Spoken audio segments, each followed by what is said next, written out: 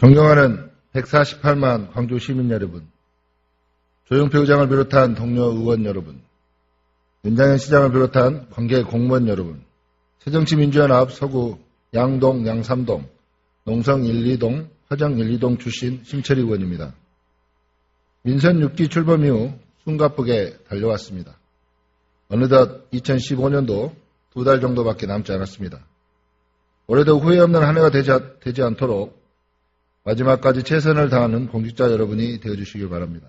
아울러 불철주야 노력하시는 시장님과 6천여 공직자 여러분들의 노고에 148만 광주 시민을 대신하여 깊은 감사를 드립니다. 올해는 광주의 성과도 결실이 있는 한 해였습니다. 2015년 하계 유니버시아 대회를 성공적으로 개최했으며 그로 인한 광주 체육시설 확충을 통해 시민 생활체육 활동이 저변이 넓어졌으며 또한 국가 대형 프로젝트인 아시아문화전당이 10년 기나긴 세월을 지나 개관하였습니다. 이번 결실을 통해 광주를 세계적인 도시로 알릴 수 있었던 한 해가 아니었는가 싶습니다. 하지만 광주 재정은 열악하여 좋은 시설과 문화전당을 가지고 있음에도 불구하고 활용과 활성화는 한계에 부딪히고 있는 실정입니다. 이러다 보니 광주시가 5년마다 수립하는 도시계획은 계획으로만 존재할 뿐 실제 진행은 미진하였으며 특히 장기 미집행 도시계획 시설은 엄두조차 내지 못하고 있는 채 방치되고 있습니다. 5년 뒤에는 도시계획 시설이 모두 해제됨으로써 우리 후손들에게 물려줘야 할 자연녹지와 공원이 난개발로 인해 훼손될 처지에 놓여 있습니다. 시민들의 휴식 공간조차 말하지 못한 무능한 정부와 광주시에 더 이상 무슨 기대가 있겠습니까? 또한 광주시가 관리하고 있는 공사공단 및 출자 출연 기관의 감사 결과를 보면 경악을 금치 못하겠습니다. 얼마나 관리 감독이 허술하였다면 이와 같은 일들이 발생하겠습니까? 이번 시정지를 통해 말하지 못한 내용도 있으니 광주시는 관리 감독을 소홀하지 않기를 바랍니다. 본 의원은 이번 시정지문을 통해 광주가 한 걸음 더 발전하는 계기가 되며 질의응답을 통해 광주 시민들에게 더 나은 미래의 청사진을 보여주시길 바랍니다. 시간 관계상 함축하여 질문 드리고자 하오니 질문서 원문을 석기록에 기록해 주시기 바랍니다. 대한민국은 1인당 GDP 세계 28위로 세계 어느 나라와 비교할 수 정도로 성장하였지만 면적은 세계 109위로 국토는 다른 나라에 비교할 수 정도로 작으며 국토의 대부분은 산악지역으로 개발이 어렵고 산림보전 정책으로 인해 잘 유지되고 있으나 대도시권은 자연녹지보다 삭막한 시멘트 건물로 채워지고 있습니다. 본 의원은 삭막한 도심이 자연도심으로 성장해 나가길 바라며 광주시의 도시개발 정책에 대해 말씀드리고자 합니다. 도시기본계획은 국토의 한계로 인해 국토의 한정된 자원을 효율적으로 합리적으로 활용하여 주민의 삶의 질을 향상시키고 도시를 환경적으로 건전하고 지속가능하게 발전시킬 수 있는 정책 방향을 제시함과 동시에 장기적으로 발전해야 할 구조적 틀을 제시하기 위해 지자체별로 수립하고 있습니다. 광주시도 2011년도에 2025년 광주도시 기본계획을 수립하였고 작년에 2030년 도시기본계획 수립 용역을 실시하였습니다. 현재 용역 중인 도시기본계획이 향후 5년의 광주 미래의 밑거름이 될 것입니다. 광주시는 5년마다 형식적인 용역이 되지 않도록 철저한 검증 단계와 주기적인 토론회와 시민들의 의견 청취가 잘 될 수 있도록 당부드립니다. 광주시는 이번 도시 기본계획 용역의 방향과 중점 목표에 대해서 말씀해 주시기 바랍니다. 광주시가 2011년도 발표한 2025년도 도시 기본계획 중 기본계획 종합평가 및 향후 대책을 보면 계획 인구를 재추정하여 도시계획을 반영하였다고 했으나 현실은 그러지 못하고 있습니다. 현재 광주의 인구 추이는 거의 변동이 없습니다. 도시계획 수립 당시 2010년 147만 5천 명이었으나 현재 2015년 8월 주민등록 인구 기준으로 인구수는 147만 6,152명입니다. 5년 전에 비해 1,000명이 증가했을 뿐입니다. 지속적으로 인구 유입이 없고 인구수 변화가 거의 없는 실정이지만 현재 광주 도시계획에 의거 주거단지는 매년 증가 추세이며 올해 59만 3천 세대로 작년 12,000 가구가 보급되었습니다. 지속적인 주택과 아파트 건립으로 가구수 대비 보급률이 104.1%로 높은 수준인데도 불구하고 계속적으로 주택 보급을 늘려야 하는지 의문이 들지 않을 수 없습니다. 2025년 도시기본계획의 광주시 주택보급 정책을 보면 산업단지 조성 등 기업 유치 및 일자리 창출과 연계하여 인구 유입에 대비 주거단지 계획을 미리 예측하여 수립하여야 한다고 하지만 사업 승인 심의 요청에 따른 검토 후 대부분 조건부 의결로 건축 허가가 이루어지고 있어 도시기본계획은 무의미하게 되었습니다. 광주시는 계속적인 아파트 건축 허가 요청에 있어 2020년 도시관리계획에 의거 어떤 정책을 가지고 있는지 말씀해 주시기 바랍니다. 2011년, 2020년 도시관리계획 수립 시 2015년 인구를 151만 목표로 하였지만 올해 8월 기준 147만으로 약 4만 명 정도의 오차가 발생하였고 그에 따른 주택 보급도 현저하게 감소해야 한다고 본 의원은 판단되지만 주택 보급은 사업자의 득실에 따라 추진되어 현재까지 이루고 있습니다. 광주시는 아파트 건설에 어떠한 정책을 펼치고 있으며 아파트 건설에 부결된 건수가 없는 이유가 무엇인지 말씀해 주시기 바랍니다. 최근 5년 광주시 주택건설 사업계획 건축심의위원회 및 도시계획위원회의 심의 결과를 보면 최종 조건부 의결로 주택건설 사업 승인이 이루어지고 있습니다. 당연히 주택건설 경기가 좋아지고 주택 보급률이 높아진다면 시민들의 주거환경 개선 및 주택가격 안정을 가져다 줄 수 있어 시민들의 재정 부담을 낮출 수 있다고 판단되나 무분별한 주택건설 가열로 주택거래가 둔화될 수 있습니다. 그러다 보면 미분양이 늘어나 주택개발 및 주택 재건축이 발목을 잡힐 수 있으며 광주 도시공사와 같은 미분양 사태가 발생할 수 있습니다. 이와 같은 사례를 방지하고 도시의 효율적 개발을 위해 광주시는 5년마다 광주 기본계획과 광주 도시관리계획을 수립하고 있습니다. 도시관리계획을 통해 과연 광주시는 일반 시민의 건축활동을 통제하고 도시의 장기적인 계획을 구체하여 실현하고 있는지 이번 기회를 통해 광주 도시관리계획이 올바르게 나아가고 있는지 다시 한번 점검해야 될 것입니다. 현재 광주시는 재건축, 재개발 등 정비사업을 통해 살기 좋은 도시로 거듭나고 있으나 반면 도시정비사업이 아닌 녹지지역, 공공부지, 학교부지 등을 매입하여 아파트 단지를 건축하려고 합니다. 도시재생 및 구도심 활성화를 위한 재개발 및 재건축은 필요하다고 볼 수 있습니다. 체육시설, 학교, 공공시설 등을 매입하여 아파트를 건축하는 것에 대해서는 좀 더 고민해 봐야 될 것 같습니다. 광주시는 체육시설, 학교, 관공서 등을 매입하여 아파트 단지로 조성하는 것에 대해 어떻게 생각하고 차후 계획이나 이번 도시관리계획 수립 시 방안이 있는지 말씀해 주시기 바랍니다. 무분별한 아파트 건축과 난개발을 막기 위해 광주시는 도시계획위원회를 통해 지구단위 계획 변경을 신중하게 검토해야 합니다. 하지만 광주시 현실은 지구단위 계획 변경이 필요한 아파트 중상향 시 기부 체납 조건으로 지구단위 계획을 변경해주고 있습니다. 최근 10년 일반 주거지역 중상향 승인 현황을 보면 중상향 부지 대비 기부 체납 비율이 최저 13.3%로 또한 최고 59.8%이며 총 사업부지 면적 대비로는 최저 10%로 최고 38%를 나타내고 있습니다. 1종에서 2종으로 종상향 시 도로 개설에 대한 기부 체납만 하면 종상향이 되어 건폐율, 용적률, 시세차익까지 혜택을 보고 있습니다. 하지만 종상향 없는 주택건설 사업계획 승인 현황을 보면 기부 체납 비율 최저 1%, 최고 69%로 일반 주택건설 사업과 종상향 주택건설 사업에 거의가 차이가 없습니다.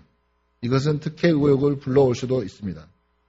광주시는 아파트 건설을 위한 일종 일반 주거지역 종상향에 대해 지구단위 계획 변경에 기준이나 지침이 있는지 말씀해 주시기 바랍니다. 광주시는 건축 승인 당시 받은 교통영향평가를 토대로 입주정 교통 문제에 대해서 어떤 조치도 하고 있지 않습니다. 대단지 아파트 조성 후 교통 문제는 계속 나아가야 할 숙제라고 생각합니다.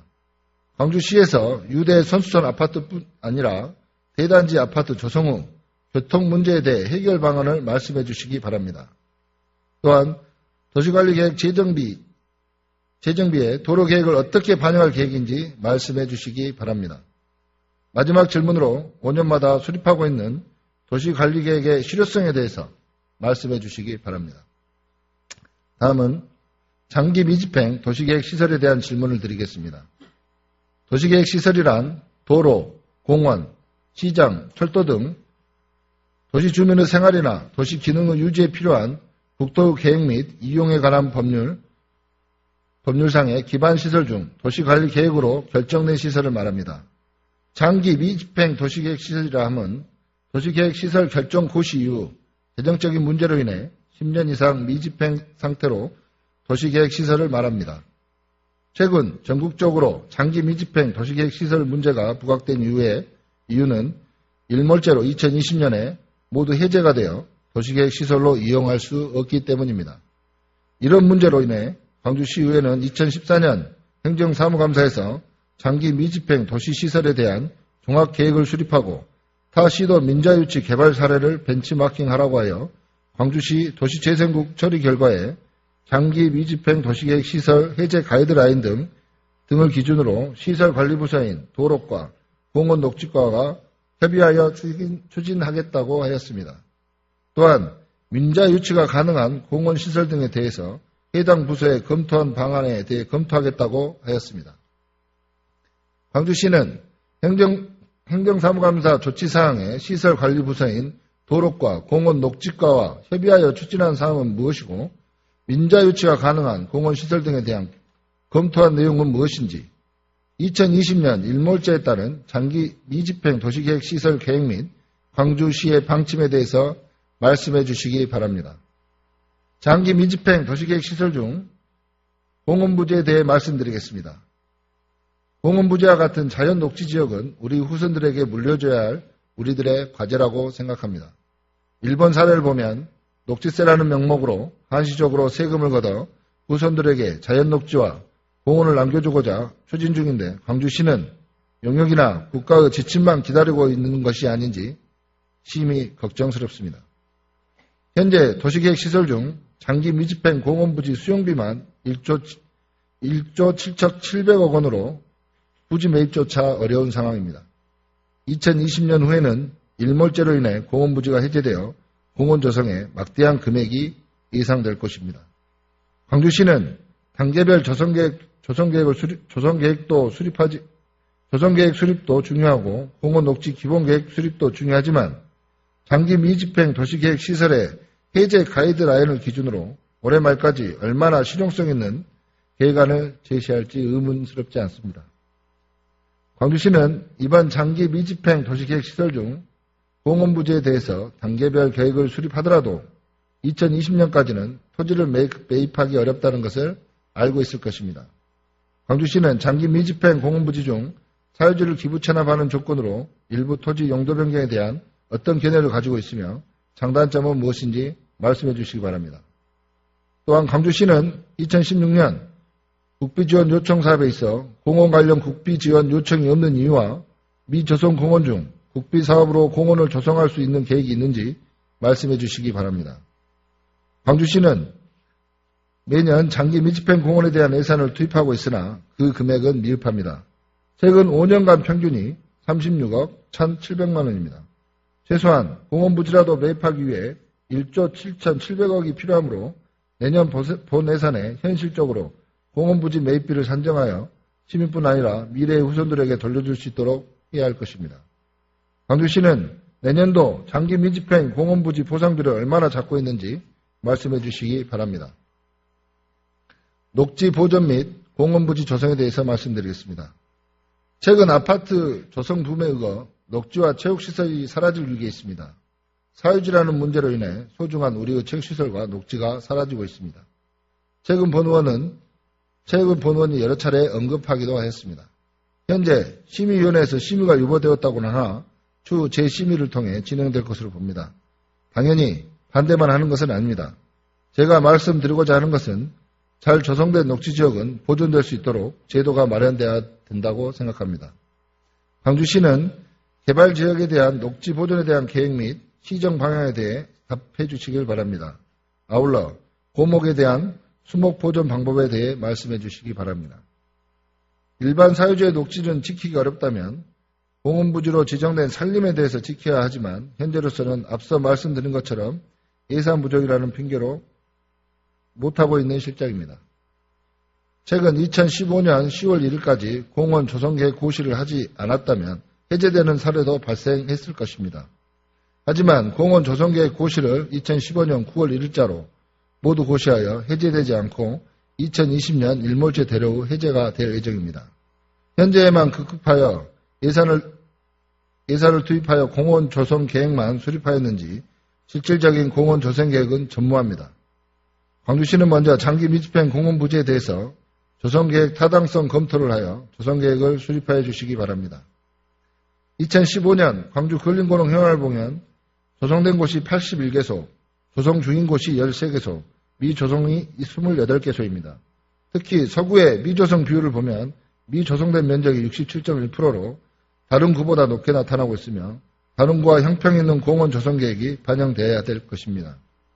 자치구별로 조정도 필요하지만 서구 같은 곳은 구도심이 심각하여 공폐가 많은 양동에 있는 발산 근린공원을 조성하여 구도심의 활기를 불어넣어주는 것 또한 광주시의 과제일 거라고 생각합니다. 광주시 양동 발산 근린공원은 67년 2월 20일에 공원으로 지정되어 91년 2월 30일에 조성계획 고시를 하여 현재까지 일부 조성됐을 뿐입니다. 최근 발산공원 주변으로 도심재생사업 프로젝트 일환으로 56억 원과 10억 원을 투자하여 환경개선사업 및 발산 창조 문화마을 사업이 진행되고 있습니다. 하지만 광주시는 전혀 근린공원과 연계한 사업에 대해 언급조차 하고 있지 않습니다. 국가사업은 국가대로, 광주시는 광주시대로 진행하려는 것인지 의문입니다. 광주시는 발산 창조 문화마을과 연계한 공원 조성 계획이 있는지 말씀해 주시고 광주시는 조성계획 고시 후 20년이 지난 공원에 대해 현재 어떤 계획을 가지고 있는지 말씀해 주시기 바랍니다. 다음은 도시공사 전세 임대, 전세 지원금 문제에 대해서 말씀드리겠습니다. 광주도시공사는 2011년부터 국토교통부 사업비를 받아 매년 전세 임대 주택 사업을 하고 있습니다. 전세 임대 제도란 도심 내 저소득 계층이 현 생활권에서 안정적으로 거주할 수 있도록 입주 희망자가 희망하는 주택에 대하여 전세 계약을 체결한 후 기초생활수급자 등에게 저렴하게 재임대되는 제도입니다. 광주도시공사는 2011년부터 전용면적 85제곱미터 이하 주택의 보증금 최대 6천만 원, 15년 기준에 의한 것이고요. 95%를 지원하고 본인은 5% 부담하는 것입니다. 하지만 6천만 원 전세를 구한다는 것은 쉽지 않습니다. 그러다 보니 2013년도에는 5건, 2015년도에는 2건 정도 추가 부담하여 계약하기도 하였습니다. 현재 광주도시공사의 기존 주택을 저소득층이 직접 전세주택을 알아보고 도시공사가 평가 후 문제되지 않는 경우 전세자금을 지급하여 저소득층의 주거복지 향상을 위하여 최선의 노력을 다하고 있다고 하고 있습니다. 하지만 실제 접수와 임차인 수는 현저하게 낮으며 그 원인조차 제대로 파악하지 못하고 있는 실정입니다. 최초 2011년도에 시작하여 3년 동안 300호의 사업비가 내려왔지만 계약은 113건밖에 계약이 이루어지지 못했습니다. 타 시도 전세 임대 지원도 동일하게 진행되고 있으나 계약건은 많은 차이가 나고 있습니다. 올해만큼은 많은 저소득층이 혜택이 돌아갈 수 있도록 홍보와 대책 마련이 필요할 것입니다. 도시공사에서 계약한 2012년, 2013년 계약건을 살펴보면 2012년 서구 하정동 모 아파트 실거래 가격 조회 결과 전세금은 6천만 원, 하지만 실거래 전세 가격은 9천만 원입니다. 어떻게 다르게 나타날 수가 있습니까? 또한 2013년도 서구 금호동 모 아파트 실거래 가격 조회 결과 전세금은 1억 9천만 원, 월세는 보증금 1억 원에 50만 원으로 나타났으나 2013년도 모 아파트 실거래가 조회 결과는 아예 없을 뿐더러 보증금 6천만 원으로 가능할 수 있는지 과연 의문입니다. 광주도시공사는 전세임대 주택사업 시 실제 전세금보다 금액이 높은 부동산 계약이 이루어진 것에 대해서 말씀해 주시기 바랍니다. 다음은 하남 2지구 다사로움 3단지 분양 유치금 문제에 대해 말씀드리겠습니다. 분양 유치금이란 광주도시공사가 분양 중인 하남 2지구 다사로움 3단지 도시형 생활주택에 대해 부동산 공인중개사 등 분양 유치 대상자가 분양 알선하여 계약을 성사시킬 경우 일정의 금액을 판매 촉진 수수료로 지급하는 제도입니다. 광주도시공사는 도시형 생활주택 건설을 통해 하남 지역에 주택을 공급하여 주택 수요자의 요구에 맞춰 최근 아파트 붐과 함께 주택사업을 하였지만 미분양으로 인한 분양유치금 제도를 마련하였습니다. 하남 2지구 다사롬 산단지 대량 미분양은 수요 예측뿐 아니라 소비자의 선호를 반영하지 못하여 아파트가 미분양되었지만 광주도시공사는 미분양에 대한 금융비용, 공과관리비, 자산세 등 연간 수억 원의 손실이 발생될 것을 예상으로 조기 분양을 위해 2014년 12월 15일 최초 분양유치금 제도를 도입하여 3개월 동안 실행하여 총 5건 319만 2천 원을 지급하였으며 미분양은 56.5%로 변경될 뿐 실효성이 없는 제도였습니다. 하지만 도시공사는 실효성 없는 분양유치금 제도를 다시 한번 정비하고 169세대에 대한 미분양 주택이 장기간 지속 시 연간 5억 7천만 원에 이르는 손실이 발생될 것을 예상하여 2015년 3월 16일부터 6월 15일까지 분양유치금을 80만 원에서 150만 원에서부터 200만 원으로 상향 조정하여 지급했습니다. 이래 연장하여 계속 유치 중에 있습니다.